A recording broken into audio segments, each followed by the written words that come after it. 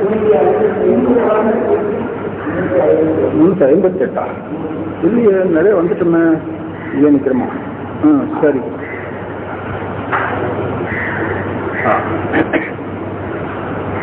இந்த வகுப்புல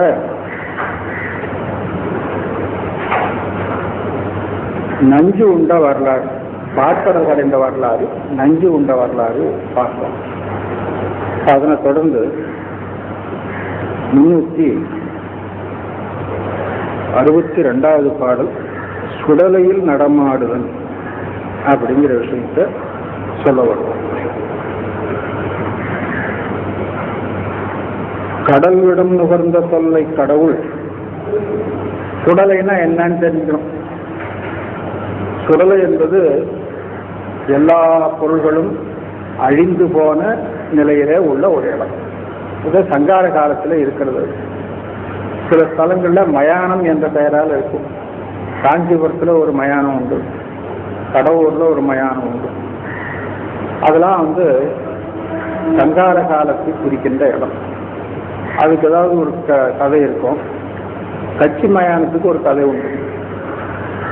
பண்டன் என்ற ஒரு எல்லா உயிர்களோடும் கலந்து இந்த உயிர்கள் தங்கி இருக்கின்ற உடம்புல இருக்கின்ற உயிர் சக்தியெல்லாம் உறுதி கொண்டிருந்தான். அதனால மனிதர்கள், தேவர்கள் இவர்கள் எல்லாம் வருத்த மிகுதியினால ஆண்டவனிடத்தில் சொன்ன பொழுது, அவன் அழிக்கணும்னா உங்களை எல்லாரையும் அழிச்சாதான் அழிக்க முடியும், அவன் தான் எல்லா உயிரிலையும் கலந்துருக்கிறானே அப்படின்னு சொல்லி சொன்னாராம். அப்போ எங்களை அழிக்கிறதுனால தப்பு இல்லை சாமி, அவன் அழிஞ்சா போதும், எங்களை நீங்கள் மீண்டும் படைச்சிருக்கீங்க இல்லையா அப்படின்னு சொல்லி சொன்னார்களாம்.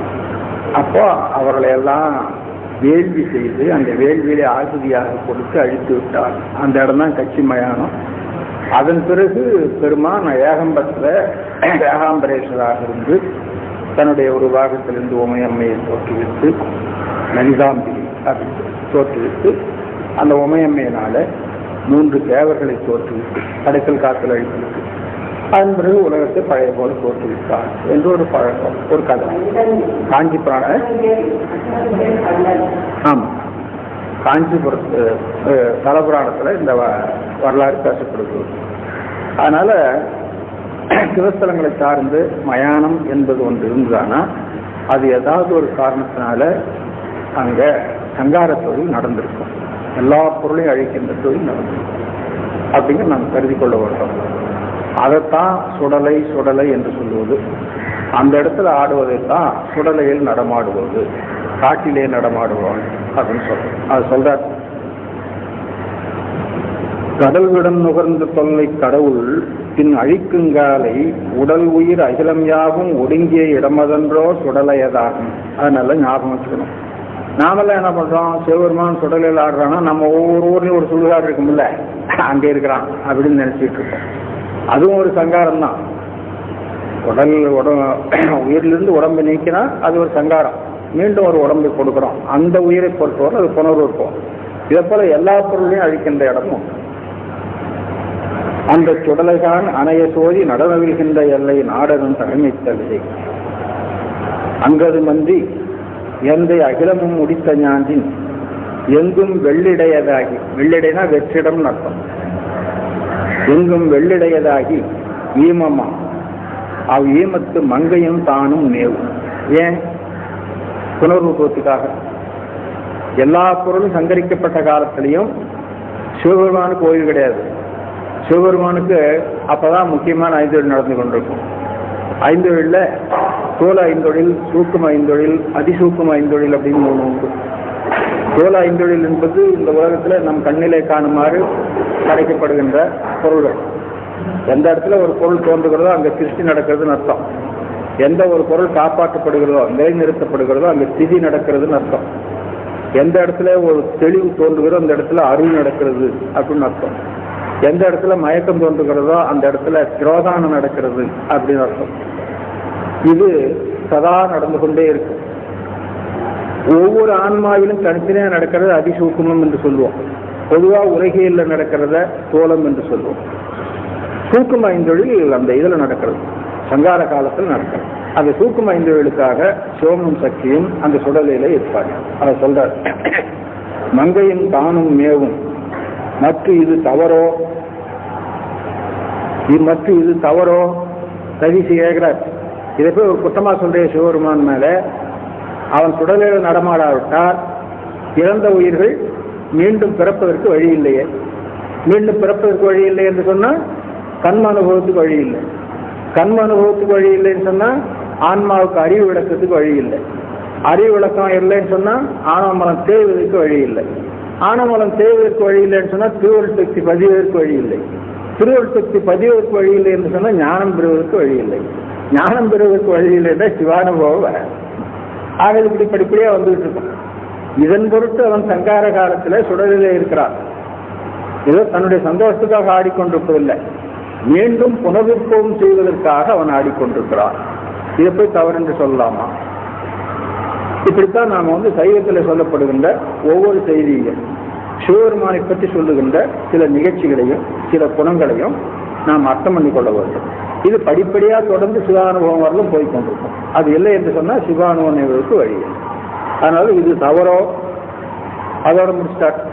அடுத்தபடியா கங்கையை முடிமேல் கொண்ட காதை மேல் உரைத்து மன்றேன், கங்கையை அணிந்த கதையை சொல்லுகிறேன் என்று சொல்லுகிறார். இதெல்லாம் எங்க இருந்து தெரியுங்களா?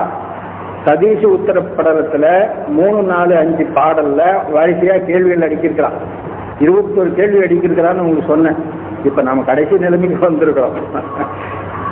ஒருத்தியை சுமந்து ஒருத்தியை பாதத்திலே வைத்திருப்பானோ, அங்க ஒரு கேள்வி. ஒருத்தியை சுமந்து ஒருத்தியை இடத்தில் வைத்திருப்பானோ அப்படின்னு கேள்வி. இப்ப அந்த ஒரு கேள்வியில 2 கேள்வி இருக்குது. ஒருத்தியை சுமந்து என்பதுக்கு பதில் சொல்ல வேண்டும், ஒருத்தியை இடத்தில் வைத்திருப்பான் என்பதுக்கு பதில் சொல்ல வேண்டும். இப்போ ஒருத்தியை சுமந்து என்பதற்கு பதில் சொல்லுகின்றார். அங்கதான் உங்களுக்கு கங்கையை அணிந்த வரலாறு வருகிறது. இந்த இடத்துல நாம ஞாபகம் வைத்துக் கொள்ள வேண்டும். கங்கையை அணிந்த வரலாறுன்னா நமக்கு எல்லாம் ஒரு கதை தெரியுங்க. ஆமா, பகீரதனுக்கு முன்னால ஒரு கதை இருக்கு. அது என்னன்னா வைணவர்கள் சொல்லுவது. ஆமா ஆமா, திருமால் திருவிக்கிரம அவதாரமாக திருவடியை மேலுலகத்தில் நீட்டினாராம். அது சத்திய உலகம் வரலும் போயிட்டான். அங்க பிரம்மா இருந்தாராம், கமண்டல நீரால அபிஷேகம் பண்ணாராம். பெருமானுடைய பாதம் வந்துக்குதே அப்படின்னு சொல்லி அந்த தீர்த்தம் கீழே போகக்கூடாது அப்படிங்கிறதுக்காக இவர் தன்னுடைய தடையில தாங்கிட்டாராம் அப்படின்னு வைணவர்கள் சொல்லுவாங்க. அதாவது ஒரே கதையை அவங்கவங்க சமயத்துக்கு தகுந்தாப்புல அபிமானம் காரணமாக பண்ணிக்கொள்வார்கள். அதுல ஒரு தப்பு இருக்குது, அதனால ஞாபகம் வைத்துக் கொள்ள வேண்டும். அது என்னன்னு கேட்டீங்கன்னா, சத்தியலோகம் எங்க இருக்குது, பெருமான் தங்கி இருக்கிற இடம் எங்க இருக்குது அப்படிங்கிறது நீங்க இப்ப புரிஞ்சுக்கணும். அது புரிஞ்சுக்கணும்னு சொன்னா இதே புராணத்துல அண்டகோசப்படல்னு ஒன்று இருக்குதுங்க, அதுல வரும். அதெல்லாம் கூட பாஷ்யத்துல அண்டங்களின் இயல்புன்னு ஒண்ணு கொடுத்துருப்பார். அதுல மேருமலை கீழே 50 யோசனை, மேல 50 யோசனை, மொத்தம் 100 யோசனை உடையதாக இருக்கிறது. அந்த 50 யோசனையில தட்டுக்கட்டா மேகலைன்னு சொல்லுவாங்க. அப்படி பல உலகங்கள் இருக்கின்றன. இன்னென்ன உலகத்துல என்னென்ன இருக்கிறார்கள் அப்படின்னு சொல்லி மேல ஒரு 3 சிகரம் இருக்கிறது. அந்த 3 சிகரத்துல ருத்ர கடவுளும் நம்ம திருமாலும் பிரம்மாவும் இருக்கிறாங்க. அதுக்கு மேல இருக்குது சிவம் இருக்கிற இடம். இப்போ இந்த பாதம் மேல போச்சு அப்படின்னு சொன்னா சத்தியலோகத்துக்கு போச்சு ஒத்துக்குவோம். பிரம்மா பெருமாளுடைய பாதமாச்சே அப்படின்னு அபிஷேகம் பண்ணாருன்னு ஒத்துக்குவோம். அந்த நீர் எப்படி பெருமானுடைய கடைக்கு வரும்? அந்த 3 சிகரத்துல ஒரு சிகரத்துல இவர் இருக்கிறார், அவர் பிரம்மா இருக்கிறார். இன்னொரு சிகரத்துல ருத்ர கடவுள் இருக்கிறார். ருத்ர கடவுளும் கூட அதை ஏற்றுக்கொள்வதற்கு வழி இல்லை. அதுக்கு மேல போனா தானே உங்களுக்கு இது ஒரு விஷயம். அடுத்தபடியா ஆகாயத்துல கங்கை ஓடிக்கொண்டிருந்தது. இப்ப இது நாம நீங்க சொன்னீங்க இல்லையா அந்த கதை. ஆகாயத்துல கங்கை ஓடிக்கொண்டிருந்தது. பகீரதன் என்பவன் தன்னுடைய முன்னோர்கள் நரகத்தில் வருகிறார்கள், அவர்கள் நரகத்திலிருந்து விடுபட வேணும்னு சொன்னா அவர்களுடைய அஸ்தியில கங்கை நீரை கொண்டு நிரப்பினான். அவர்கள் மீண்டும் நல்ல நிலைமைக்கு போய்விடுவார்கள் அப்படின்னு சொல்லி யாரோ சொன்னாங்கன்ட்டு பிரம்மாவை நோக்கி தவம் இருந்தான். சிவபெருமான் நோக்கி தவம் இருந்தான். ஆகாய கங்கை பெரிய ஆறாக பெருகி வந்தது. அப்ப எல்லாரும் பயந்து போனாங்க, இவ்வளவு வேகத்தோடு இது வந்தா உலகம் தாங்காது அப்படின்னு சொல்லி, அப்ப பெருமான் தன் தடையில ஏற்றுக்கொண்டு உலகத்துக்கு தேவையான அளவு மட்டும் அதனை கீழே விடுத்தார் அப்படின்னு சொல்லி இது ஒரு கதை. இந்த ரெண்டு கதையும் நாம் அறிஞ்சிருப்போம். முதல்ல சொன்ன கதை சில பேர் அறிஞ்சிருப்பாங்க, ரெண்டாவது சொன்ன கதை எல்லாருமே அறிஞ்சிருப்பாங்க. அதுக்கு முன்னால ஒரு கதை ஒன்று இருக்கு. அது என்னன்னு கேட்டா, ஒரு காலத்துல கைலையில சிவபெருமான் உமையம்மையும் இருக்கின்ற பொழுது உமையம்மை விளையாட்டாக பெருமானுடைய கண்ணினை தன்னுடைய கரத்தினாலே பொத்தி விட்டார். அப்போ உலகமெல்லாம் இருட்டா போயிட்டது. இருட்டா போன உலகத்துக்கு ஒளி கொடுக்க வேணுமே, பெருமான் தன்னுடைய நெற்றி கண்ணினால உலகத்துக்கெல்லாம் ஒளி கொடுத்தார். தூய நேர்த்தினாலே சுடரொளி கொடுத்த பண்பில் தேயமார் ஒளிகளெல்லாம் சிவன் குரு தேசது என்றார். உலகத்துல எந்தெந்த பொருளை ஒளியுடைய பொருளாக நாம் பார்க்கிறோமோ அந்த ஒளிகள் எல்லாம் சிவபெருமானுடைய தேஜஸ் அப்படின்னு தான் நமக்கு சொல்லும். தேயமார் பொருள்கள் எல்லாம் சிவன் குரு தேசது, தேசது தேசினை உடையது, தேசு என்பது தேஜஸ் என்ன சொல்லுகிறார்.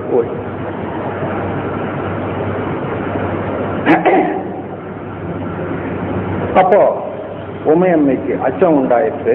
அந்த அச்சம் காரணமாக உமையம்மனுடைய கரத்தில இருந்து வேர்வை துளிகள் சிந்தின. அந்த வேர்வை துளிகள் தான் கங்கையாக ஆயிற்று அப்படின்னு ஒரு கதை உண்டு. என்ன கதை கதைன்னு சொல்றீங்களே அப்படின்னா, புராணத்துல வர்றதெல்லாம் கதை தானுங்க. இப்படி நடந்ததா அப்படின்னு கேட்டா புராணத்துல சொல்லி இருக்குது, நம்பிக்கை வேண்டியது.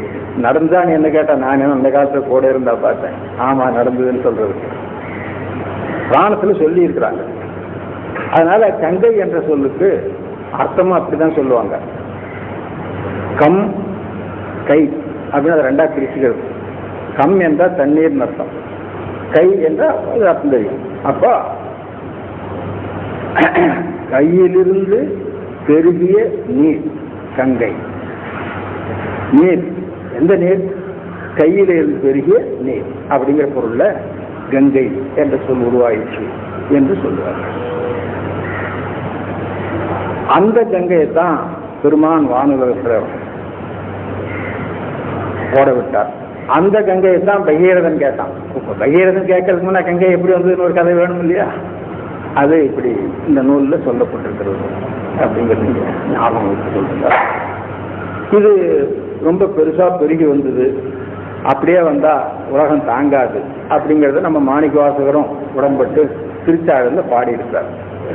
ஆமா,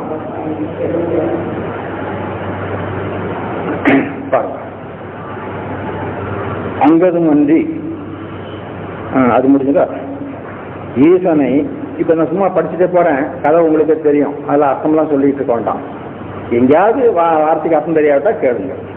ஈசனை ஒரு ஞான்று ஒரு சமயத்துல அம்மை எழில் பெரு கையிலை காவில், காவில்னா சோலையில பேசலல் ஆடல் உண்ணி பின்வரா, வரனா வந்து நிறுத்தம், சத்தம் பண்ணாம வந்து நிறுத்தம்.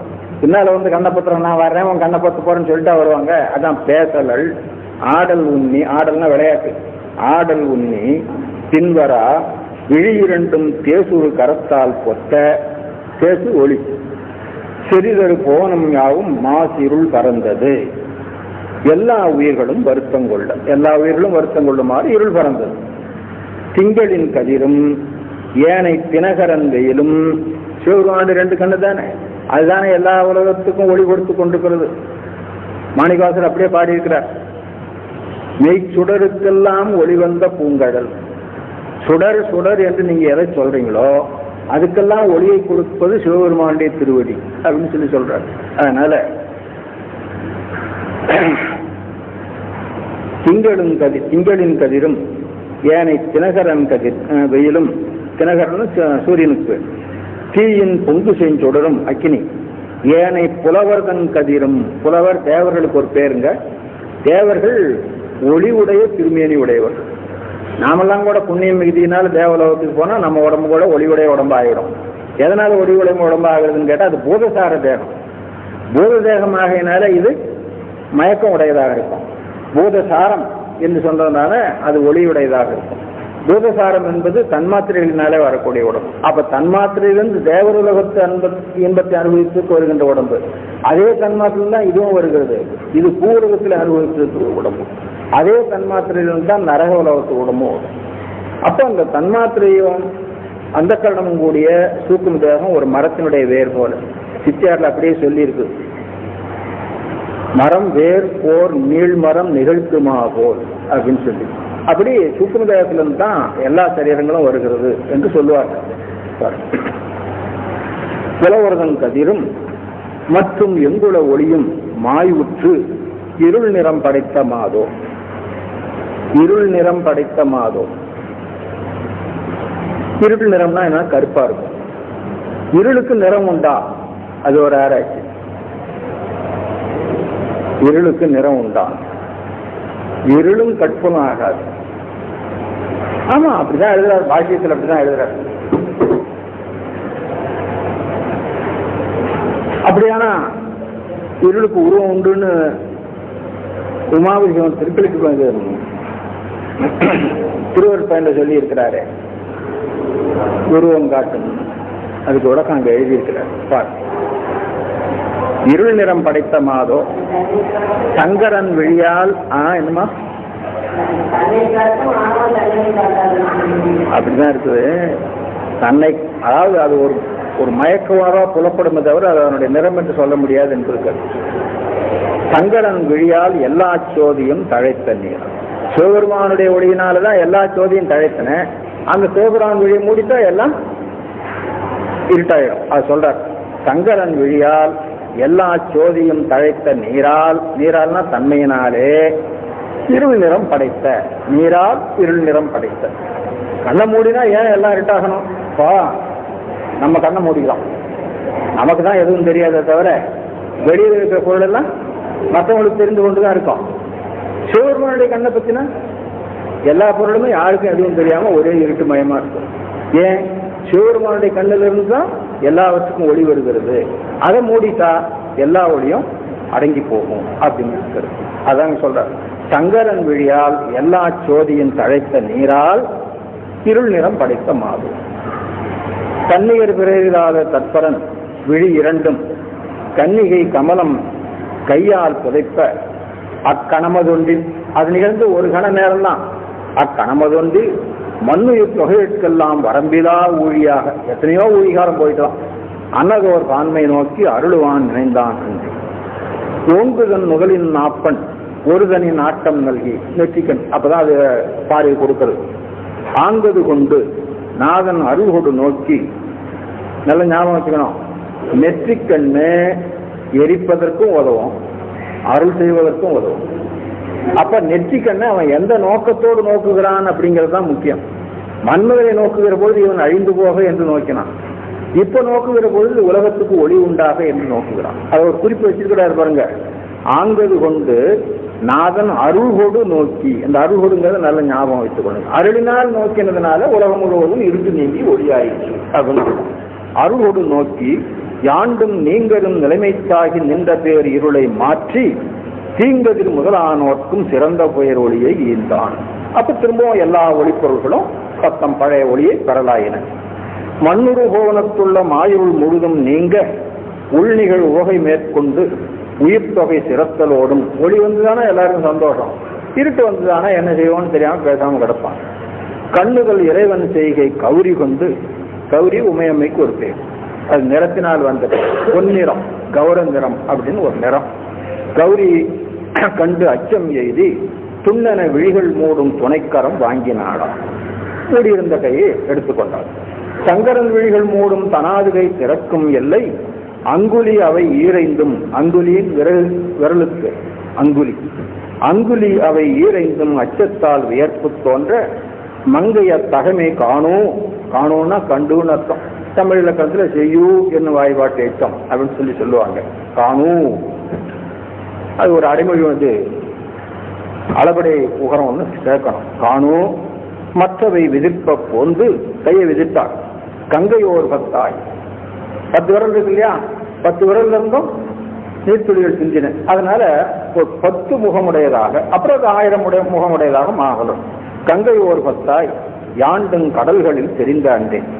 1000 கோடி அணிமுகம் படைத்து, முதல்ல 10,000 தோன்றிச்சு, அப்புறம் 1000 கோடி முகமாக அது ஆயிற்று. 1000 கோடிங்கிறது கணக்கா எண்ணி அல்ல, மிகப்பல என்ற கருத்துல 1000 கோடி அணிமுகம் படைத்து யாண்டும் பாயிரு நீத்தமாகி பரவலும் அது கண்டு அஞ்சி மாயனும் அயனும் வானோர் மன்னனும் பிறரும் போற்றி மீவியர் கையிலை நன்னி விமலனை அடைந்து தாழ்ந்து. இந்த இடம் தானுங்க இதுல பாடினது, திருச்சாழல்ல பாடினது. அதே வேகத்துல வந்துதானே பிளமுகத்தை புகப்பாய்ந்து பெருங்கேறலாம் தாழது. மீவியர் கையிலை நன்னி விமலனை அடைந்து தாழ்ந்தார். அடிமலர் தொழுதே எந்தாய் அருகிலோம். இது என்ன காரணம்னு எங்களுக்கு தெரியுது, எப்படி வந்ததுனே தெரியல. எந்தாய் அருகிலோம் இது ஓர் நீத்தம். நீத்தம்னா வெள்ளம். கடல்களும் வந்தால், இது கடல்னு சொல்றதுக்கு இல்லை, ஆனா கடலை விட ரொம்ப பெருசா இருக்குது. கடல்களும் வந்தால் யாண்டும் கல்லென இறைத்து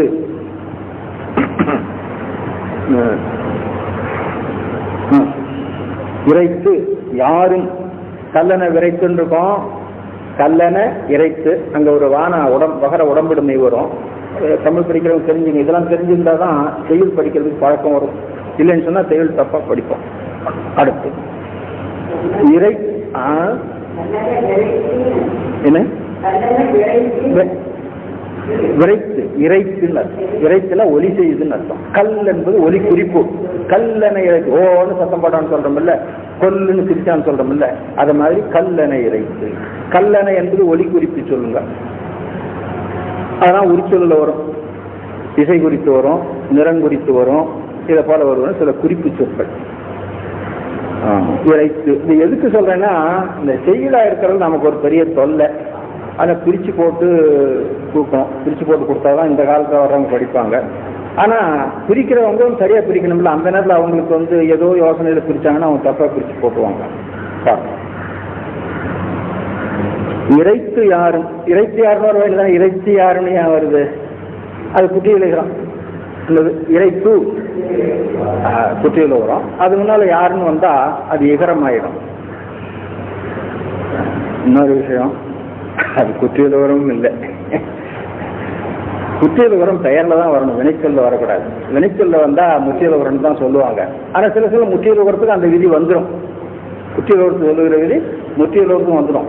முதல்ல இது குற்றியல் உரமா முற்றியல் உரமான்னு முடிவு பண்ண வேண்டும். இது எதுக்கு சொல்றேன்னா, தமிழ் படிக்க வேண்டியது எவ்வளவு அவசியம் அப்படிங்கிறத பிற்காலத்தில் வருபவர்கள் இளைஞர்களாக இருப்பவர்கள் தெரிந்து கொள்ள வேண்டும். வயதானவர்களுக்கு இனிமே போய் அதை படிச்சுட்டு ஒன்றும் பண்ண முடியாது, பண்றது பிரயோஜனமும் இல்லை.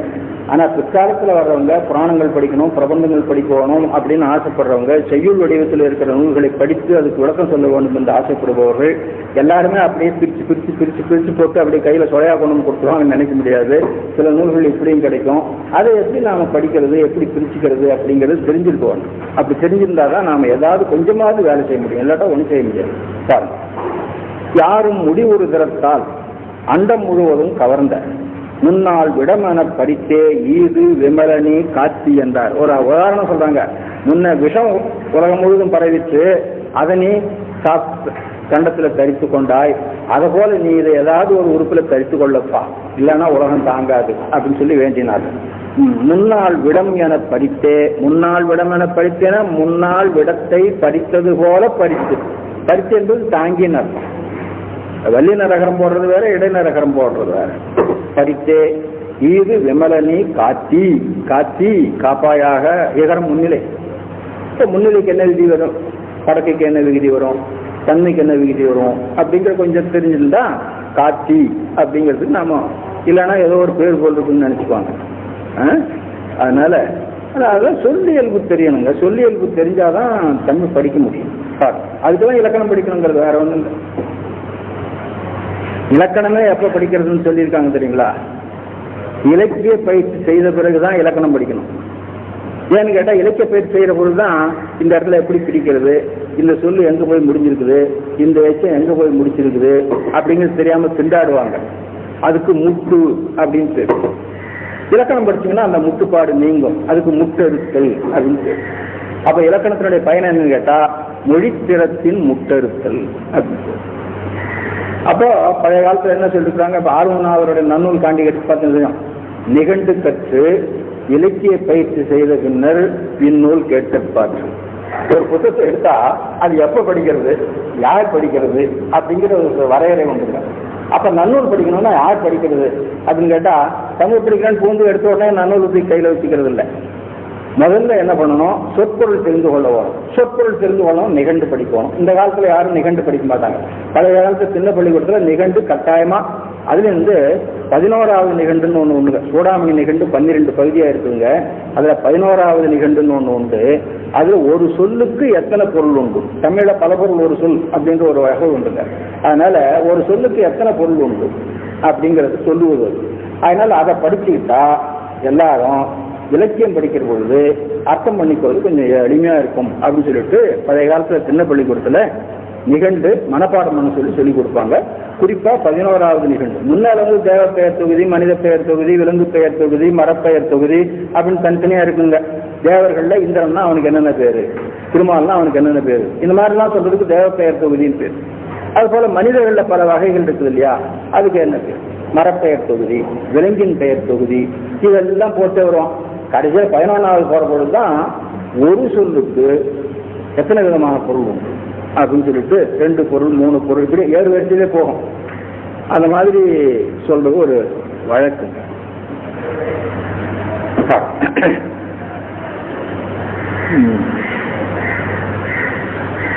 இப்ப நான் நிகழ்ந்து படிக்க வேண்டிய அவசியம் இல்லை. ஏன்னா எல்லாம் மனப்பாடம் பண்றது ரொம்ப சிரமம்.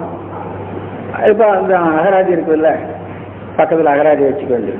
அகராதியை வச்சுக்கிட்டு செய்யுள் படிச்சீங்கன்னா 2 செய்யுள் கூட நகராது. ஏன்னா ஒரு செய்யுள்லயே உங்களுக்கு ஏகப்பட்ட சொற்கள் பொருள் தெரியாத சொல்லா இருக்கும். நீங்க அகராதியில புரட்டிக்கிட்டே இருக்கணும். நீங்க பாக்குற சொல்லுக்கு மட்டும்தான் அதுல பொருள் போட்டுக்க மாட்டான், மற்றதுக்கெல்லாம் போட்டிருப்பான். அந்த மாதிரி சில சொற்கள் உண்டுங்க. அகராதியில் வந்து எல்லாமே இருக்கும்னு நீங்க நினைக்காதீங்க.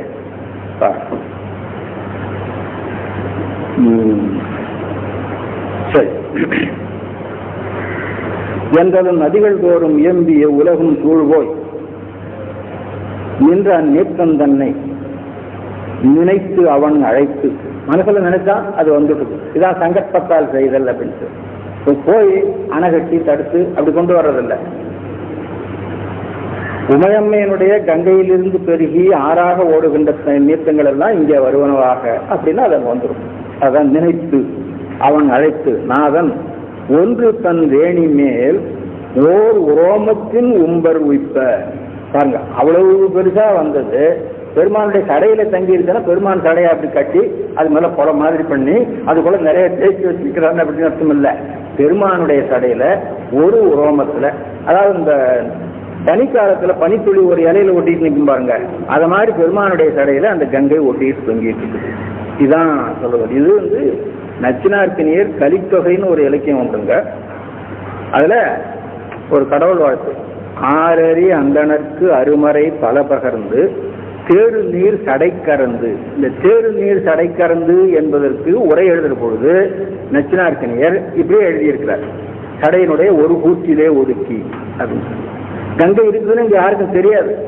கறந்து, தேறு நீர் சடை கறந்து, அவ்வளவு பெரிய கங்கை பெருமானுடைய சடைக்குள்ள போனா இருக்கிற இடம் தெரியாம ஒழிஞ்சு போகும். அதை சொல்றாரு. இந்த கறந்துங்கிறத வச்சுக்கிட்டு தான் பின்னால வந்தவங்களாம் வேடிக்கை பண்ணாங்க. போன கூட ஒரு வகுப்புல நான் ஒரு வேடிக்கை சொன்னேன்ல, உமையம்மை சிவருமாவை சந்தேகப்பட்டு, என்னங்க உங்க சடை மேல யாரோ ஒருத்தி இருக்கிற மாதிரி தெரியுது. அதெல்லாம் ஒண்ணும் இல்லை, அது கங்கை. கங்கை ஆமா, கங்கைன்னா அப்புறம் முகம் கை காலு இதெல்லாம் இருக்குமா அதுல அப்படின்னு கேட்டா என்ன வம்பா இருக்குது. கங்கைன்னா தாமரை இருக்கும், அப்புறம் இலை இருக்கும், அப்புறம் இந்த பாசிகள்லாம் இருக்கும் இல்லையா, அது மாதிரி இருக்குது. அப்பதான் சந்தேகப்பட்டு போய் பெண்ணே அப்படின்னு கூப்பிட்டாலாம். ஏன் அப்படின்னு கேட்டாலாங்க. இப்ப இவர் சொன்ன போய் புறப்பட்டு போச்சு, ரொம்ப வெட்கப்பட்டாராம் அவர் அப்படின்னு சொல்லி சிவபிரகாசர் பாடுறார். அதுக்கு காரணம்னா கறந்து மறைஞ்சிருக்கிறதுனால ஒழிச்சிடலாம் இவர் நினைச்சிருக்கிறார். மறைந்த பொருளையும் ஒழிக்க முடியாது அப்படிங்கிறத அம்மா புலப்படுத்தி விட்டார். இதுதான். இது வந்து பார்த்தா ஏதோ ஒரு வேடிக்கை மாதிரி இருக்கும் பாருங்க. ஆமா, நிறைய பாடிக்கிறார். சரி. ஒன்று தன் வேணி மேல், வேணி சடை ஓர் ரோமத்தின் உம்பர் உய்ப்ப மண்டலம் கமலத்தோனும் மாலும் இந்திரனும் சொல்லுவார். அதுக்கு மேல திரும்பவும் சொல்ல ஆரம்பித்தாங்க. மேதினி அண்டம் முற்றும் மேதினா உலகம், மேதினி அண்டம் முற்றும் விழுங்கிய கங்கை உன்றன் பாதியால் கரத்தில் தோன்றும் பான்மையால். ஒரு காரணம், சிவபெருமானுக்கு ஒரு பாதியாயிருக்கின்ற உமையம்மையினுடைய கையிலே தோன்றிய காரணத்தினால்.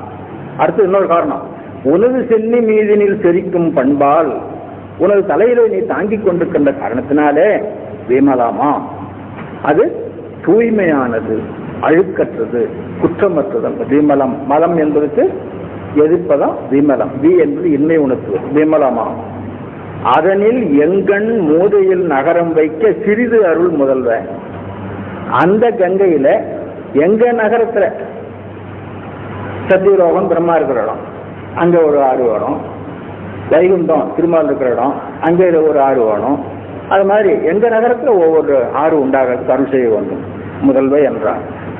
இறையவன் வேணியுள் புக்கு இருந்ததோர் கங்கை தன்னில் சிறுவதை வாங்கி, சிறிதினைந்து இருக்கணும் சிறுவதை பாடுறார். இந்த மாதிரி பாடலாமோ அப்படின்னு கேட்டா கவிஞர்களுக்கு காப்பிய புலவர்களுக்கு இப்படி சில உரிமை உண்டுங்க. சில சொற்களை கொஞ்சம் மாற்றி பாடலாம், சிதைத்த மாதிரி தெரியும், ஆனா அது சிதைவு அன்று.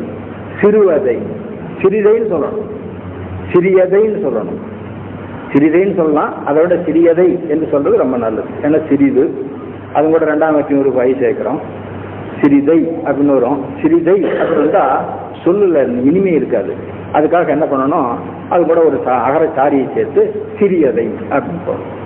தமிழ் சொற்கள்ல சாரியைன்னு ஒரு உறுப்பு உண்டு. அந்த சாரியைங்கிற உறுப்புக்கு வேலை என்னன்னு கேட்டா, முன்னால நிக்கிற சொல்லையும் பின்னால நிக்கிற சொல்லையும் ரெண்டையும் இயக்கும். இயக்கின்ற பொழுது தமிழுக்கு ரொம்ப முக்கியமானது என்னன்னு கேட்டா, அந்த தமிழ் சொற்களை ஒலித்தால் காதுல இனிமையான ஓசை வரணும், கரடு முரடான ஓசை வரக்கூடாது.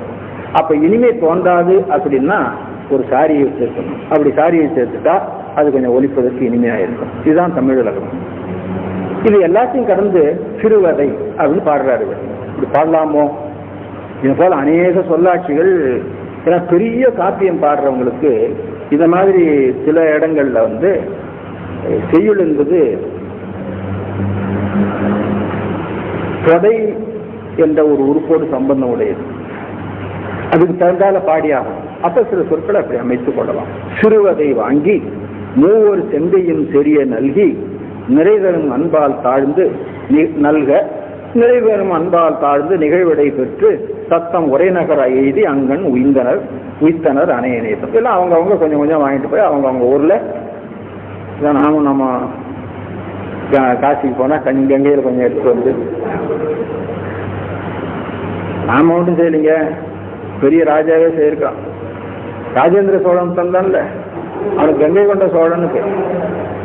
கங்கை கொண்ட சோழத்துல ஒரு பெரிய ஏரி ஒன்று பண்ணான். அந்த ஏரிக்கு சோழ கங்கம்னு பேர். அது கங்கையிலிருந்து அநேக குடங்கள்ல தண்ணீரை முகந்து கொண்டு வந்து அந்த ஏரியில கலந்தான்.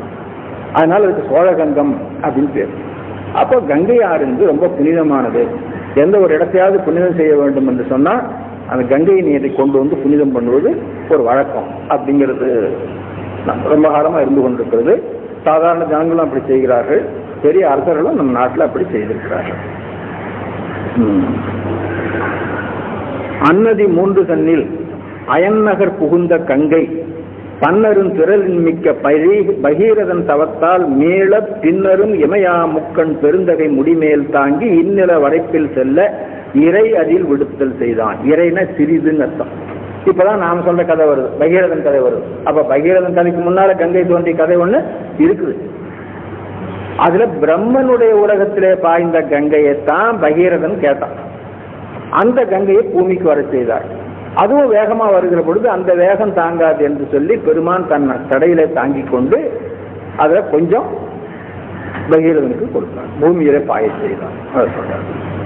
இதை நல்ல ஞாபகம் வைத்துக் கொள்ளுங்க. கங்கையை பற்றி சைவத்துல என்ன கதை சொல்லுகிறது, வைணவத்திலையும் ஒரே நிகழ்ச்சிக்கு வைணவத்துல ஒரு மாதிரி கதை சொல்லுவாங்க, சைவ முன்னே ஒருவரும் உங்களுக்கு சொல்லியிருக்கிறேன். திருமால் சிவபெருமான் பிறைச்சந்திரனை அடைந்து கொண்டதுக்கு காரணம் என்னங்கிறது நமக்கு எல்லாருக்கும் தெரியும். ஆனா அவங்க என்ன சொல்லுவாங்க தெரியுமா? அதே மாதிரி பார்க்கல் கடைந்தார்கள், விடம் வந்தது, சிவபெருமான் தான் சாப்பிட்டு விட்டு மீண்டும் கடைங்க அமுதம் வரும், நீங்க சாப்பிடுங்கன்னு சொல்லிட்டு போயிட்டாரு அப்படின்னு சொல்லி நான் படிக்கிறோம். அவங்க என்ன பண்ணாங்க தெரியுமா? பார்க்கல் கடைஞ்சாங்க, முதல்ல விஷம் வந்தது, என்ன பண்றதுன்னு பார்த்தாங்க. பக்கத்துல ருத்ர கடவுள் இருந்தார், இந்தா இதை நீ சாப்பிட்டுக்கோ அப்படின்னு திருமால் கொடுத்தாராம். சூத்திர கடவுளை வாங்கி சாப்பிட்டாராம். சாப்பிட்டு அந்த வேகம் வெப்பம் தாங்காம அலறிட்டு இருந்தாராம். கொஞ்சம் பொறு அப்படின்னு சொல்லி திரும்பவும் கரைஞ்சாங்களாம். அப்ப சந்திரன் வந்துதான். சந்திரன் அமிர்தமயமா இருக்கும் இல்லையா, இந்த இதை தலையில வச்சுக்கோ, இதை தலையில வச்சுட்டியானா உடம்புல இருக்க வெப்பம் எல்லாம் போயிடும் அப்படின்னு சொல்லி கொடுத்தாராம். அதுதான் இப்ப சிவபெருமானுடைய தலையில சந்திரன் நின்று கொண்டிருக்கிறது அப்படின்னு சொல்லி வைணவர்கள் சொல்லுவாங்க. அப்படி அதான் சமய அபிமானங்கள். இதனாலதான் இந்த புராணங்கள் ஒரு நம்பிக்கை இல்லாம போனது காரணம். அவன் இஷ்டப்படி கதை எடுத்திருக்கிறான்னா அப்ப இதெல்லாம் அவங்கவுங்களுடைய சமயத்தை உயர்த்தி சொல்வதற்காக கட்டி கொள்ளப்பட்ட கதை அப்படின்னு தெரியுது இல்லைங்களா பாக்குற பொழுதே. அதனாலதான் கதை கதைன்னு சொல்லிட்டு இருக்கிறது. இதெல்லாம் இப்ப நடந்திருக்குமான்னு கேட்டா பாடி இருக்கிறாங்க, பாடினவங்க வர நமக்கு மதிப்பு இருக்குது, ஆகினால நம்புறோம், அவ்வளவுதான். அதுக்கு மேல அது நம்ம சமய பொருளை உணர்ந்து கொள்வதற்கு ஏதாவது உதவியா இருக்குமானால் சரி எடுத்துக்கொள்ளலாம். இல்லை ஏதாவது உத்தரவு போடணுமா வேண்டாம் விட்டுற வேண்டியதான். இதுதான் புராணத்துக்கு நாம் கொடுக்க வேண்டிய மதிப்பு. அதனால புராணத்துல சொன்னதெல்லாம் எடுத்துக்கொள்ள வேண்டுங்கிற அவசியம் இல்லை. புராணக்காரர்கள் பாடினதெல்லாம் உண்மை என்று எடுத்துக்கொள்ளவும் வேண்டியதில்லை. புராணம் என்பது தத்துவ ஞானம் என்ற வகையிலே உணர்ந்து கொள்ளுகின்ற அறிவு நுட்பம் இல்லாதவர்களுக்கு சாதாரணமாய் உணர்த்துவதற்காக பயன்படுத்தப்பட்ட ஒரு நூல். எல்லாருமே உபனிஷத பொருளை உணர்ந்து கொள்வார்களா? எல்லாருமே ஆகம பொருளை உணர்ந்து கொள்வார்களா? கதை கேட்கக்கூடிய ஆசை நிறைய பேருக்கு இருக்கும் இல்ல. அந்த ஆசையை பயன்படுத்தி அந்த கதையின் ஊடாக சேர்த்து தத்துவ ஞானத்தை உணர்த்துறோம். அதுதான் இது பாருங்க.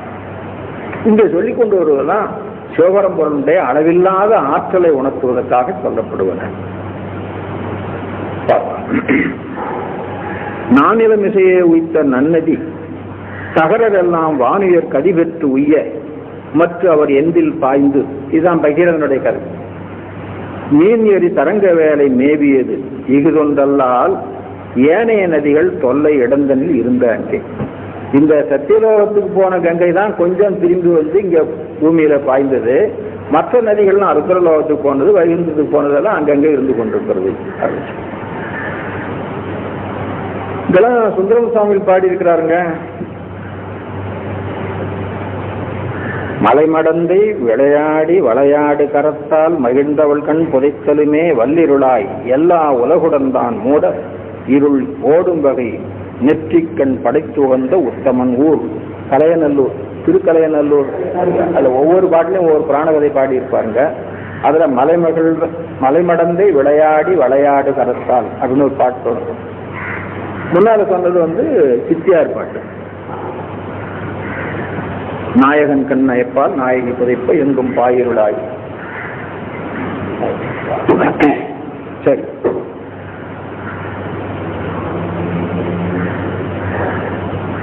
தொல்லையில் இறைவி அங்கை தோன்றிய கங்கை நீத்தம் ஒல்லையில் உலகங்கொள்ளாது அடக்கிய உண்மையன்றோ அல்லிருள் அநேகண்டத்து ஆதியங் கடவுள் முன்னோர் மெல்லியல் தன்னை வேணி மிசை கொண்டான் என்னுமாறி. கங்கையை தலையிலே கொண்டான் என்பது கருத்து என்னன்னு கேட்டா இதுதான். கங்கையை பெண்பாலாய் சொல்றது வழக்காகினால அவளை ஒரு பெண்ணாக உருவைத்து அது தடையிலே தாங்கி இருக்கிறான் என்று சொல்லி அப்புறம் புலவர்கள் எல்லாம் அவங்க கற்பனை தகுந்தாமல் ஏதோ பாடி இருக்கிறாங்க. ஆனா ஒரு பெண்ணை தலையில் கொண்டான் என்பதனுடைய கருத்து என்னன்னு கேட்டா இதுதான் அப்படின்னு சொல்லி கொள்ளாது அடக்கிய உண்மையன்றோ அல்லிருள் அநேகண்டத்து ஆதியங் கடவுள் முன்னோர் மெல்லியல் தன்னை, மெல்லியல் என்பது பெண்பால், மெல்லியல் தன்னை கங்கையை குறிக்கிறது, வேணி மிசை கொண்டான் என்னுமாறி. அடுத்தபடியா இப்ப கங்கையை தெரித்த வரலாறு சொல்லியாச்சு. ஒரு மகற்கு இடம் கொடுக்குமோ, ஒருத்தியை தலையில் சுமந்து ஒருத்திக்கு இடம் கொடுக்குமோ அப்படிங்கிறது கேள்வி அந்த பாட்டுல இருக்குது. இதே படலத்துல 5வது பாட்டுல அந்த கேள்வி இருக்குது.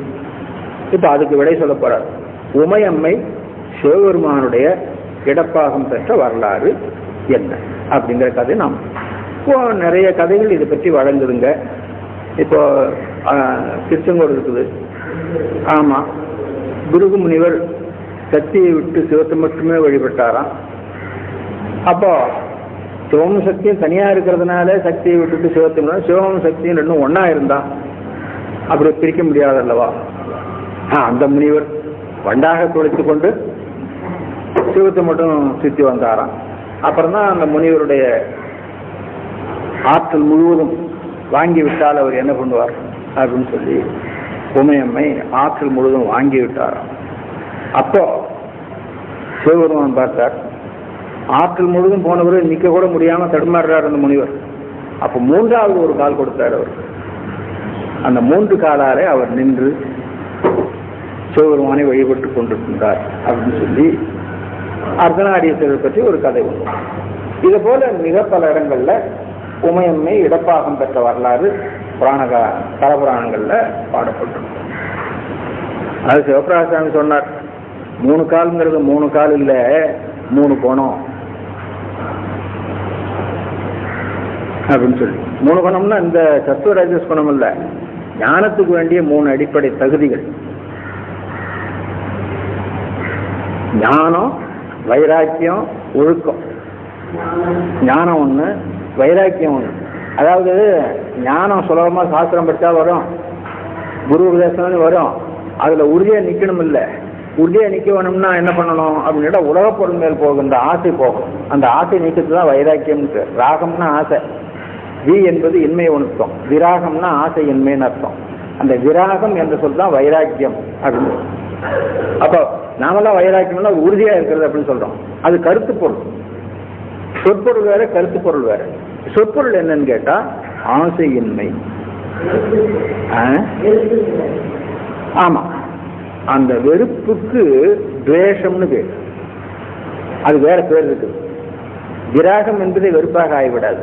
அதாவது ஆசை, ஆசையின்மை, வெறுப்பு, 3 விதம். ஆசையின்மையை வெறுப்புன்னு சொல்லிவிட முடியாது, வெறுப்பின்மையை ஆசை என்று சொல்லிவிட முடியாது. ஒரு தாய் இருக்கிறா, தன்னுடைய குழந்தையை பெற்று ரொம்ப பாராட்டி சீராட்டி வளர்க்கிறா. பக்கத்து வீட்டில் ஒருத்தி அதே மாதிரி ஒரு குழந்தையை பெற்று வளர்த்துட்டு இருக்கிறா. இந்த தாய்க்கு தான் பெற்ற குழந்தையின் மேல் இருக்கிற அந்த அளவு ஆசை விருப்பம் பக்கத்து வீட்டு குழந்தை மேல இருக்காது. அதுக்காக பக்கத்து வீட்டு குழந்தையை வெறுக்கிறாள்னு சொல்ல முடியாது இல்லைங்களா? அங்க இவள் குழந்தையின் மேல் இருக்கிற அந்த அளவு ஆசை அந்த குழந்தையின் மேல் இல்லை, அவ்வளவுதான். அது எதிர்மறையா வேலை செய்யறது எப்பன்னா, அந்த குழந்தைக்கு ஏதாவது கேடு பண்ணி, நம்ம குழந்தைக்கு சமமா அதுவும் வளர்ந்துட்டா நம்ம குழந்தைக்கு பெரும் போயிடுமே அப்படின்ட்டு அதை நீங்க ஏதாவது பண்ண ஆரம்பிச்சீங்கன்னா அப்ப துவேஷமாகமா. அப்ப துவேஷம் என்றதனுடைய நிலை வேற. அதனால்தான் விருப்பு வெறுப்பு, ராகத்வேஷம். விருப்பு வெறுப்புன்னு தமிழ் சொல்லுவோம், ராகத்வேஷம் அப்படின்னு சொல்லி சமஸ்கிருதத்தில் சொல்லுவாங்க. ராகம்னா ஆசை, துவேஷம்னா வெறுப்பு. ராகத்துக்கு எதிர்மறையான குணம் வெறுப்பு, அதுல ஒன்றும் சந்தேகம் இல்லை. ஆனா ராகம் இன்மை வெறுப்பு, வெறுப்பின்மை ராகம் ஒன்று.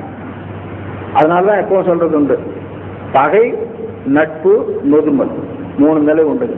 ஒருவருக்கும் மற்றவருக்கும் இருக்கின்ற தொடர்பு எத்தனை வகையில் இருக்குன்னா 3 வகையில் இருக்கும். ஒன்று பகை தொடர்பா இருக்கும், இல்லாட்டா நட்பு தொடர்பா இருக்கும், இல்லாட்டா நொதுமலா இருக்கும்.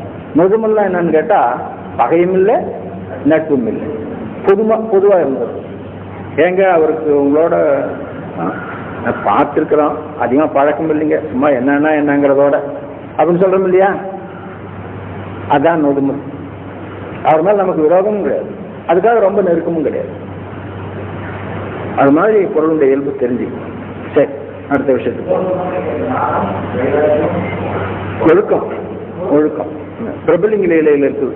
பிரபலிங்க லீலையில கைலாயத்துல சிவபெருமான் திருவாலக்கம் கொண்டிருக்கிற பொழுது அவரை வழிபடுவதற்காக எல்லாரும் வருகிறார்கள். அதுல பிரிங்கி முனிவரும் வந்தார். பிரிங்கி முனிவர் எப்படி வந்தார் அப்படின்னா, இந்த 3 குணங்களையும் 3 கால்களாக கொண்டு அப்பப்போ கொஞ்சம் தள்ளாடிட்டு தான் வந்தார். அவர் வந்து பார்த்து எல்லாருக்கும் ரொம்ப சிரிப்பா இருந்தது. நகை தோன்றுமாறு முன் நின்று ஆடினான், 3 குணங்களும் 3 கால்களாக கொண்டு அப்படின்னு சொல்லி பாடுறார். 3 ஞானம், உயர் வைராக்கியம் அப்படின்னு அந்த பாட்டு தொடங்கும். இந்த பாட்டுடைய தொடர்ச்சி எனக்கு சரியா ஞாபகம் வரல. இதெல்லாம் வந்து ரொம்ப காலத்துக்கு முன்னால படிச்சது. அதாவது தேவையான பொழுது எடுத்து பார்த்தோம், அப்புறம் அப்படி போயிடும். சொல்லிட்டே இருந்தாதான் எதுவும் நினைவில் இருக்கும். இந்த இடத்துல சொல்ற பொழுது ஞாபகம் வந்துடுது. இப்போ உமையம்மை இடப்பாகம் பெற்ற வரலாறு சொல்லப்படும்.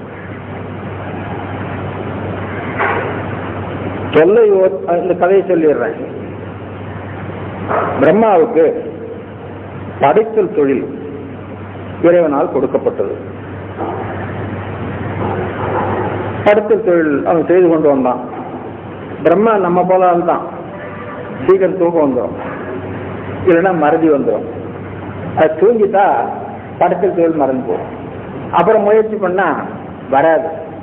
அப்புறம் பெருமானிடத்துல போய் சொன்னார், சரி நானே படுத்தல் தொழில் செய்து காட்டுறேன் அப்படின்னு சொல்லி தன்னிடத்திலிருந்து தன் இடப்பாகத்திலிருந்து சக்தியை தோற்றுவித்து தானும் சக்தியுமாக நின்று இந்த உலகத்தை படைத்து கொடுத்தார் அப்படின்னு சொல்லி வரலாறு. அதுதான் சுருக்கம். இதுக்கு மேலே நான் உள்ள படிச்சு காட்டுறேன், நீங்க பார்த்துக் கொள்ளுங்க. சொல்லினா பழைய காலத்துல ஓர் கமலத்து அண்ணல், ஓர் கமலத்து அண்ணல் இருக்கிற எத்தனையோ பிரம்மாக்கள் இருக்கிறார்கள், 100 கோடி பிரம்மர்கள் படிக்கிறோம் இல்லையா. அதனால ஏதோ ஒரு கற்பத்துல ஏதோ ஒரு அண்டத்துல ஏதோ ஒரு பிரம்மாவும் அப்படி கருத்து. கமலத்து அண்ணல் தோன்றிய இருந்த காலை பல்லுயிர் தொகுதி தன்னை படைப்பது கருதி முன்னர் வல்லையில் சனகநாதி மைந்தர் நால்வரையும் நல்க. சனகாதி நால்வர் பிரம்மாவுடைய புதல்வர்கள் நல்லுணர் வெய்தி அன்னோர் நற்றவராகி உற்றார். அவங்கெல்லாம் என்ன பண்ணாங்க, பிரம்மா படைச்சா நீங்களே என்ன போல படைக்க வேணும்னு சொல்லி கேளுங்கடான்னு சொல்லுவார். அவங்க அது பண்ண மாட்டாங்க. பெருமானை நோக்கி தவம் செய்து ஞானம் பெற்று வீடு பெற முயன்றுவார். அதை பற்றி தான் நான் படிச்சிருக்கிறோம். பெருமான் கல்லால் நேரில் சனகாதி நாளுக்கு உபதேசம் பண்ண வரலாறு நான் படிச்சிருக்கிறோம். அப்படி போயிட்டாங்க. அன்னதற் பின்னர் வேதம், பிரம்மாவுக்கு ஒரு பேரு, அழிப்பது மல்காதாக. இப்ப பாருங்க, அழிப்பதும் அல்காதாக பிரிச்சு போட்டிருக்கோம், அது தப்பு. அழிப்பது மல்காதாக. ஆமா, அழித்தல் தொழில் நிறைவா நடக்கவில்லை அப்படின்னு இப்ப பிரிச்சு தான் போட்டிருக்காங்க. என்ன பிரிச்சு போட்டிருக்காங்க? தப்பா பிரிச்சுட்டாங்க. இப்ப அல்காதாகன்னா என்ன அர்த்தம்? அல்குதல்னா சுருங்குதல் அர்த்தம். சுருங்குதல் குறைதல் அப்படின்னு தான். அப்ப சுருங்கவில்லைன்னு சொன்னா நல்லா நடந்ததுன்னு அர்த்தமாகும். இப்ப இந்த இடத்துக்கு நேர் எதிர்மறையான பொருள் ஆயிட்டது இல்லை. இதுதான் பிரிச்சு போடுறதுல வர உத்தரவம். அதை விட சேர்த்தே போட்டுட்டா படிக்கிறவங்க அவங்களுக்கு சாமர்த்தியம் இருந்தா ஒழுங்கா பிரிச்சு படிச்சுட்டு போறாங்க, சாமர்த்தியம் இல்லைன்னா எதாவது தப்பா பிரிச்சு படிச்சுட்டு போறாங்க அப்படின்னு போயிடலாம். திருச்சி எழுதிங்க, அழிப்பது மல்காதாக, அழிப்பது நிறைவடையவில்லை. அதாவதுங்க இங்க இப்படி பிரிச்சது சரியா தப்பா? தப்பாவே பிரிச்சிருக்கலாம். ஒன்னு ஒரு 2 பாட்டு கடந்து போனீங்கன்னா அங்க சரியா இருக்கும். அதை பார்த்து அடாடா நாம முன்னால தப்பா பிரிச்சுட்டோம்னு தெரிஞ்சு திரும்ப வந்து இந்த பக்கத்தை அடிச்சிருக்கலாம். அது செய்யல. பாருங்களேன், 382ஆம் பாட்டு பாருங்க. அண்டர்கள் முதல்வ கேள்மோ அம்புயன் படைப்பின் உள்ளம் கொண்டனன் அது மல்காதால். அங்க போய் அது மல்காதால் பிரிக்க முடியாது இல்லை, அது மல்காதால் இருக்குல்ல. அப்ப இங்க மல்குதல் தானே இருக்கணும். இதுதானுங்க உச்சி அப்படிங்கிறது. இதுக்கெல்லாம் யாரும் சொல்லிக் கொடுக்க வேண்டியதில்லை, இது உச்சி. அங்க அப்படி இருக்கிறதால இங்க இப்படிதான் இருக்க வேண்டும். இங்க தப்பா பிரிச்சுட்டாலும் அது திருத்திக் கொள்வதற்கு ஒரு வாய்ப்பு அடுத்த 2 பாட்டிலே கிடைக்குது.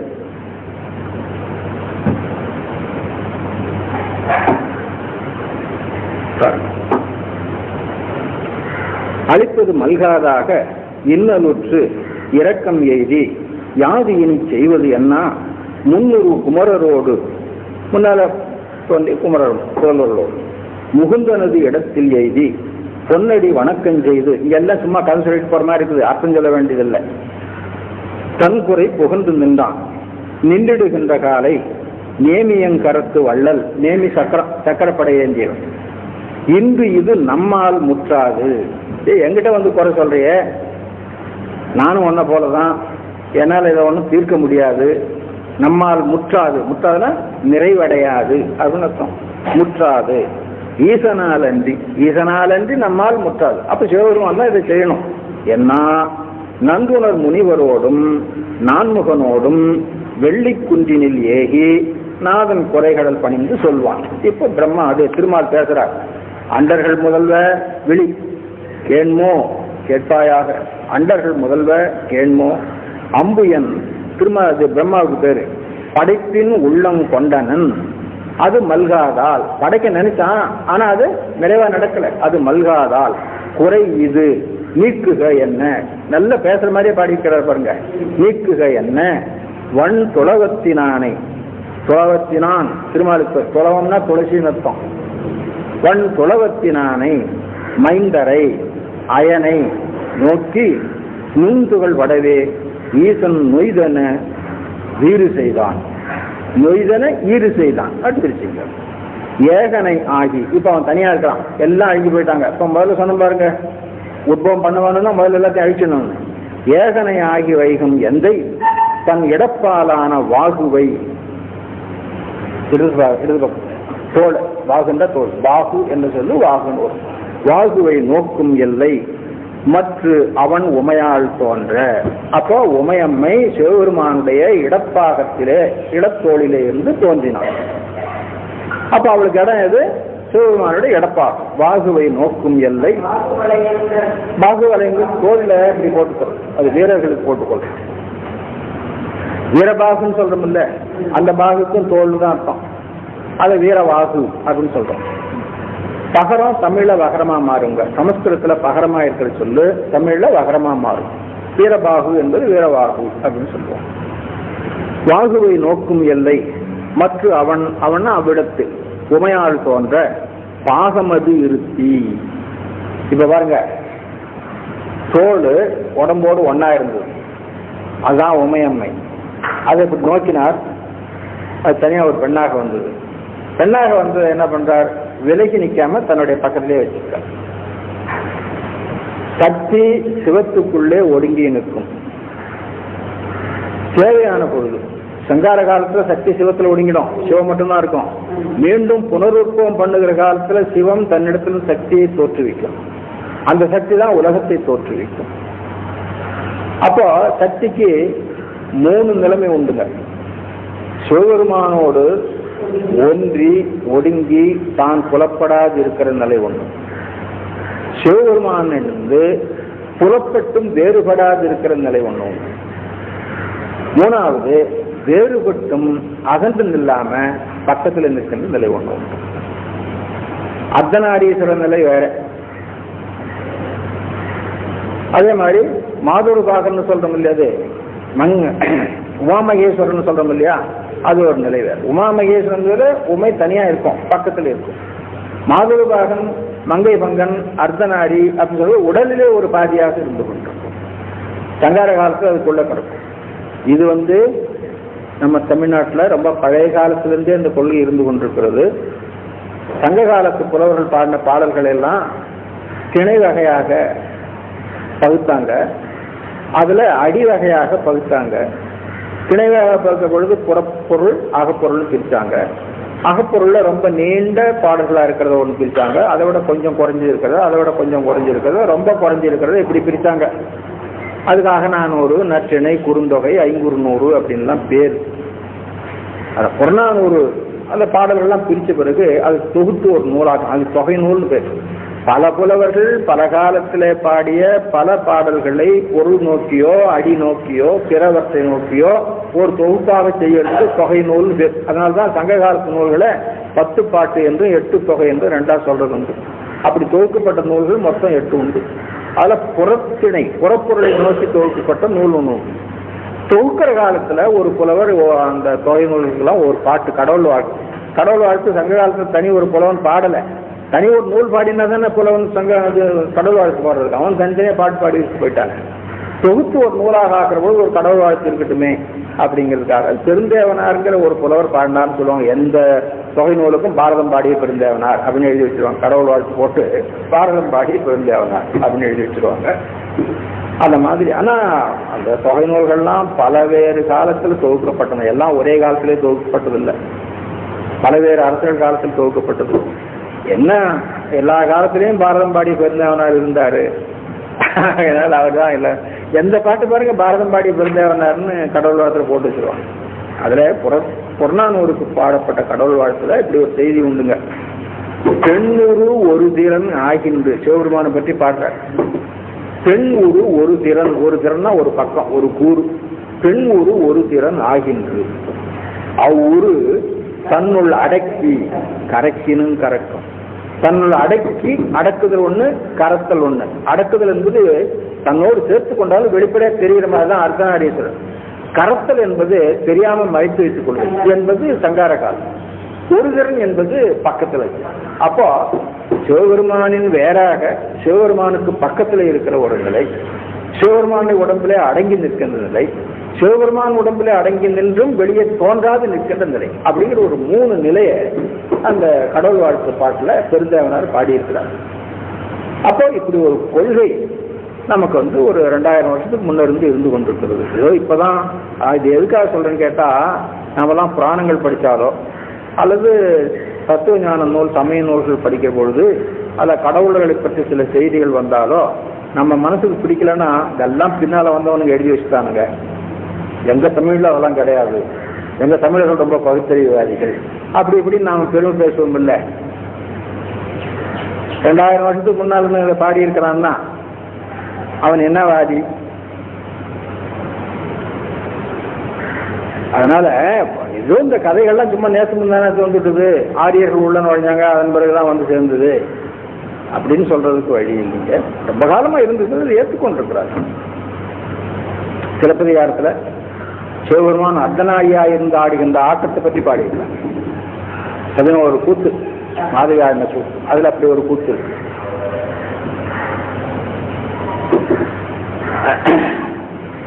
அந்த கூத்துல நாட்டில் ஆடப்பட்டிருக்கு, அந்த கூத்தாடுகின்ற வல்லவர்களால அது ஆடப்பட்டிருக்கு. 2 இடத்துல வருது, மாதவியாடிலையும் வருது, பின்னால செங்குட்டுவன் வடநாட்டுல இருந்து திரும்பி வர்ற காலத்துல அவனை மகிழ்விப்பதற்காக கூத்தாடினான். அதுல இப்படி ஒரு கூத்தாடி இருக்கான்.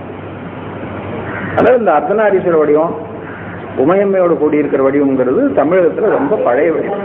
சாக்கை சாக்கை சாக்கை அவனுக்கு சாக்கையன்னு பேர், அந்த கூத்தாடி சாக்கை. ஆமா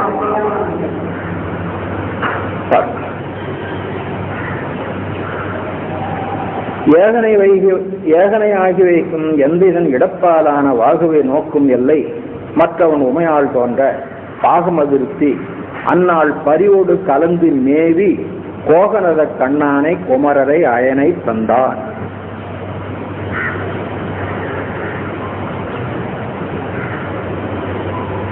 முன்னால எல்லாரும் அழிச்சிட்டு தனியா இருந்தான். தனியா இருந்தவன் தான் தன்னுடைய வாகுவை நோக்கினா அங்கிருந்து ஒருத்தி வந்தா, அவளை பக்கத்துல வைத்துக் கொண்டான். அவளை பக்கத்துல வைத்துக் கொண்டுதான் இவர்களை மீண்டும் படைத்தான். அப்போ படைத்தல் தொழில் செய்கின்ற காலத்துல சிவம் சக்தியோடு கூடி இருக்கும் அப்படின்னு நாம் தெரிந்து கொள்ள வேண்டும்.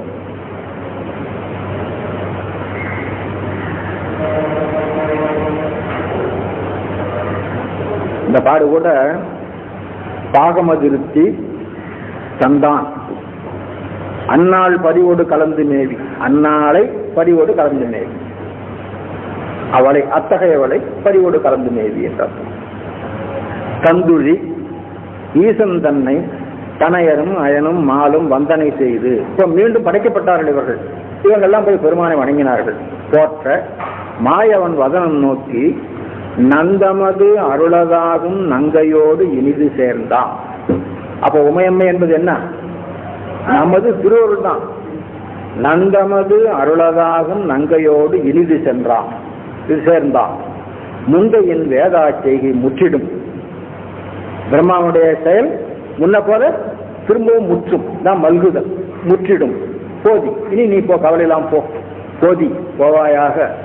சிகரம் ஏவல்ல வருது, முன்னிலே ஏவல்ல வருது, போதி போவாயாக என்றான். என்னலும் உவகை எய்தி யாம் இனி உய்ந்தோம். ஏன்னா மீண்டும் உலகம் தோற்றத்துக்கு காரணமாகிவிட்டது அல்லவா. யாம் இனி உய்ந்தோம் என்ன? அன்னையோடு அக்கன் தன்னை அழியோடு வலஞ்செய்தேற்றி. அழி என்பதற்கு கருணை இரக்கம் அப்படின்னு அர்த்தம். அவருடைய இரக்கத்தை பெற்று வலஞ்செய்து என்று அர்த்தம். பின்னரும் வணக்கம் செய்து பெயர்ந்தனர். பின்பு வேதா மண்ணுயிர் தொகுதி எல்லாம் வரன்முறை படைக்கலுற்றான். மாற்றலர் புறம் மூன்றட்ட வானவன் உமையாளோடும் வீற்றிருந்த அருளாலே விளைவுடன் ஆண் பெண் மேவி ஆற்றவும் இன்பம் எய்தி ஆதிகள் பெரிது மல்க. இந்த மல்குதல் இங்கே வருது பாருங்க. பெரிது மல்க நாட்டிசை முகத்தன் செய்கை நந்துர நடந்ததன்றி. இதுதான் திருச்சாதல்ல தென்பால் உகந்தாடும் தில்லை சிற்றம்பலவன் தென்பால் உகந்த. ஆக பிறப்பு என்பது நடக்கும். நம்ம சித்தியார்ல சத்தியும் சிவமுமாய தன்மை இவ்வுலகம் எல்லாம் ஒத்து ஒவ்வொரு ஆணும் பெண்ணும் உணர்குண குணியுமாக வைத்தனன் அவளால் வந்த ஆக்கம் இவ்வாழ்க்கையெல்லாம் அதை உணர்த்தி நிற்பதுதான் சக்தி சிவத்தினுடைய இணைப்பு என்பதுதான் வீடமும் இலிங்கமுமாக சிவலிங்க திருமேனி இருக்கிறது. அப்ப சிவலிங்க திருமேனியுடைய உண்மையும் இவர்களுக்கு புரியவில்லையே. இத்தையும் உணராதான் பெருமான் தானும் தனது சக்தியுமாக இருந்து ஆணும் பெண்ணுமாக இருந்து உலகுயிர்கள் எல்லாம் ஆணும் பெண்ணுமாக இருந்து போகம் நுகர்ந்து படைப்பு தொழிலுக்கு துணையாக இருக்க வேண்டும் என்று கருதி அவன் செய்தான் என்பது தெரியாம சிவலிங்கத்தினுடைய உண்மை நிலை இது என்பது தெரியாம இருக்கிறாங்களே அப்படின்னு சொல்லி இத்தையும் உணரார் பீடலிங்கத்தின் இயல்பும் ஓரார் அப்படின்னு சொல்லி பாடியிருக்கிறார். அந்த பீடலிங்கத்தை தான் சத்தியும் சிவமுன்னு சொன்ன உடனே ஆணும் பெண்ணுன்னு சொன்ன உடனே பின்னால வந்த ஆராய்ச்சியாளர்கள்லாம் அது என்னென்னமோ பண்ணி விட்டாங்க. அந்த ஆராய்ச்சிக்கு ரொம்ப பெருசா போச்சு, நிறைய பேர் அதை நம்புறாங்க. நம்ம சைவத்துல அதுக்கு இடம் இல்லை. முதல்ல ஆணும் பெண்ணுமே இல்லை, ஞானமும் கிரியையும் தான். அப்படி பண்ணிட்டாங்க. அப்போ சில புராண கதைகள் வெளியிலிருந்து வர்றவங்களுக்கு எப்படி ஒரு தவறான உணர்வுகளை தோற்றுவிக்கிறது, இது ஆராய்ச்சி. அது நம்ம தப்புன்னு சொல்ல முடியாது. ஒரு பொருளை நோக்கிறவன் ஒவ்வொருத்தன் ஒரு மாதிரி பார்ப்பான், அவனவனுக்கு என்ன தோணுதோ அந்த கருத்தை சொல்லுவான். அது அவனுடைய கருத்துன்னு விட்டுற வேண்டியதுதான். அதுக்கு மேலே நாம இருக்க ஒன்றும் பண்ண வேண்டியது. சார் தேனவர் கமலத்தன்னல் செய்தொழில் முற்றுமாற்றால் ஆனதன் அருளை ஆங்கோர் ஆயிழையாக நல்கி தன் அருளை ஒரு பெண்ணாக நல்கினான். அந்தப்பா அதாவது அருள் என்பது மென்மை குணம்ங்க, அதை பெண்ணாக சொல்றோம். அறிவு என்பது திட்டமானது, ஆண்மை குணம், அது சிவமாக சொல்லுவோம். அவ்வளவுதான் வித்தியாசம். மேல்நிகழ் கருணை தன்னால் மேவுவது உணராய் ஏனைய வானவர் போல எங்கோனை மதித்தனை மதியிலாதாய். மற்றவங்கெல்லாம் மற்ற தேவர்கள் எல்லாம் ஆணும் பெண்ணுமாய் இருந்திருப்பது ஏதோ உடல் சுகத்துக்காக, அதுபோல இவனை நினைத்து விட்டாய். இவன் அதற்காக இருந்தவன் இல்லை, இவன் அதற்கு அப்பாற்பட்டவன். உலக உயிர் தோற்றம் நடக்க வேண்டும் என்பதற்காக தானும் தனது கருணையுமாக ஆணும் பெண்ணுமாக நின்றான் என்பதை நீ உணர். வானவர் போல எங்கோனை மதித்தனை மதியிலாதாய். காமரு வடிவாய் எங்கும் காண்பது சக்தி அங்கண் மாமயமாகி நின்றான் மன்னிய சிவனா. எங்கும் காண்கின்ற வடிவம் சக்தி, அந்த வடிவத்தில் அதுவேயாக நின்றவன். மயம் மயம் என்பது அதுவேயாதல் மிகுதல் அப்படின்னு ரெண்டு பொருள் உண்டுங்க. அந்த வடிவமேயாக அவன் நின்றான். அதனால மன்னிய சிவனா இது தூமறை முதலா உள்ள தொல்லை நூல் புகழும். இது வேதத்துல எல்லாம் சொல்லி இருக்குதுப்பா. நீ உங்க அப்பா கிட்ட வேதம் கேட்டிய, தட்சன் பிரம்மனுடைய புகழன் அல்லவா. பிரம்மா தட்சனுக்கு வேதங்கள்லாம் சொல்லி கொடுத்தான். சொல்லி கொடுத்ததுனால அவன் கேள்வி கேட்டான், சிவபெருமானை முதற்கடவுள்னு சொல்றீங்களே, நீ ஏன் முதற்கடவுள் ஆகக்கூடாது? படைத்தல் தொழில் செய்கிறவனாச்சு, நீ ஏன் முதற்கடவுள் ஆகக்கூடாது அப்படின்னு கேட்டான். நீ இல்லாட்டி பாடல காத்தல் தொழில் செய்யறான், அவன் ஏன் முதற்கடவுள் ஆகக்கூடாது? அழித்தல் தொழில் செய்வன் எவ்வாறு முதற்கடவுளாக ஆகலாம் அப்படின்னு சொல்லி கேட்டான். அதுக்கு அவர் பதில் சொன்னார். இவ்வளவும் கேட்ட பிறகும் கூட அவன் அப்ப ஒத்துக்கிட்டான். சிவபெருமான் பேராற்றல் உடையவன், அவனை நோக்கி தவம் இருந்தா நமக்கு எல்லாம் கிடைக்கும். அதே மாதிரி தவம் இருந்தான், எல்லாம் கிடைச்சது. கிடைச்ச பிறகு பழையபடியும் புத்தி கீழே போயிட்டு, கீழே போனது காரணம் என்ன என்று கேட்டா எல்லா விதமான ஆற்றலும் போகமும் கிடைத்ததுதான் காரணம். ஆற்றலும் போகமும் கிடைத்தா அது வழியே நாம் ஒழுகினா கீழே போயிட வேண்டியதுதான். அது எப்படி கிடைச்சது, எதுக்காக கிடைச்சது அப்படிங்கிறத நினைச்சு ஒழுகினா மேல போகலாம். அது இல்லாட்டா திரும்பவும் கீழே போயிடுவோம். இதுக்கு மேல அன்னார் தாம் ஒரு புதல்வன் தன்னை தந்தவா காட்டுகின்றான். அந்த சிவமும் சக்தியும் ஒரு குழந்தையை பெற்றார்னு சொல்றாங்களே, இதே அவன் ஒரு கேள்வி கேட்டான். மகவையும் பெறுமோ? நீ சொல்ற பரம்பொருள் நம்ம போல ஆண் பெண்ணாக கணவன் மனைவியாக கூடி நின்று குழந்தையும் பெறுமா அப்படின்னு கேட்டான். அதான் கடைசி கேள்வி, மகவையும் பெறுமோ அப்படின்னு கேட்டான். அதுக்கு விடை சொல்ல போற. அது ஒரு தனி கதையா இருக்கிறதா ஒரு தனி படலம் வச்சுட்டாருங்க. அதுக்கு கயமுகன் உற்பத்தி படலம். மகேஸ்வர மூர்த்தத்துல இது ஒரு மூர்த்தம், கஜமுக அனுகிரக மூர்த்தி அப்படின்னு சொல்லி, விநாயகப் பெருமானை தோற்றுவித்த மூர்த்தி அப்படின்னு சொல்லி. அப்போ அடுத்தாவில் படிக்கக்கூடிய படலம் இந்த படலத்தினுடைய தொடர்ச்சி. தனியா படலம் பேர் போடாம இப்படியே செய்யுள் நீட்டிட்டு போனாலும் போகலாம். ஆனா அது தனி ஒரு கதை. அந்த கதைக்குள்ள இன்னொரு கதை ஒண்ணு நுழைஞ்சிட்டு இருக்கு.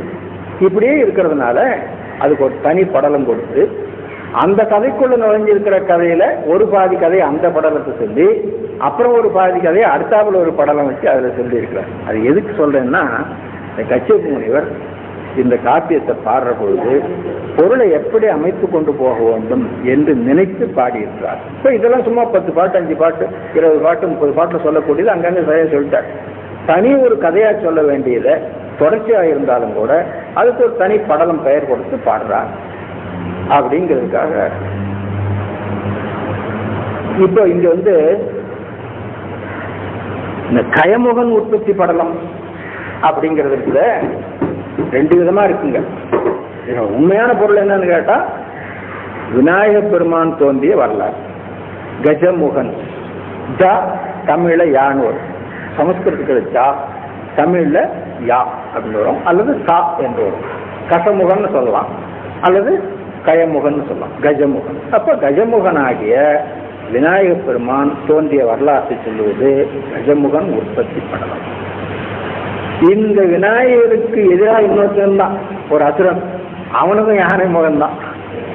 ஆனா அவனுடைய பெயரால படலம் வைக்கிற வழக்கம் கிடையாது. அது அசுரகாண்டத்துல கொண்டு வேணா வச்சிருக்கலாம், சூரர்களால உற்பத்தி படலத்தெல்லாம் வைக்கலாம். இந்த இடத்துல அப்படி வைக்க வேண்டியதில்லை. ஆனா ஒண்ணு மட்டும் ஞாபகம் வச்சு கொள்ளுங்க, அவனும் யானை முகம் உடையவனாகத்தான் உற்பத்தி செய்யப்பட்டான். இதுல கதை உங்களுக்கு எல்லாருக்கும் தெரிஞ்ச கதை தான். இந்த கதையை நான் இந்த விநாயகர் நூல் ஒன்று எழுதினேன்ல, வெளியிட்டாங்கல்ல, அந்த நூல் பார்த்துருக்கீங்களா? ஆமா, அதுல எழுதியிருக்கிறேன். இந்த கதை முழுவதும் எழுதியிருக்கிறேன். யாராவது பார்க்கலன்னு சொன்னா இனிமேலாவது அந்த புத்தகத்தை வாங்கி அந்த கதை எழுதி, இதுல இருந்து தான் அந்த கதை எழுதியிருக்கிறேன். வேற ஒன்றும் புதுசா ஒன்று எழுதுறோம், அதை வாங்கி பார்க்க. வசிஷ்டனுடைய புகழ்வன் ஒரு அவனுக்கு மாசகன் அப்படின்னு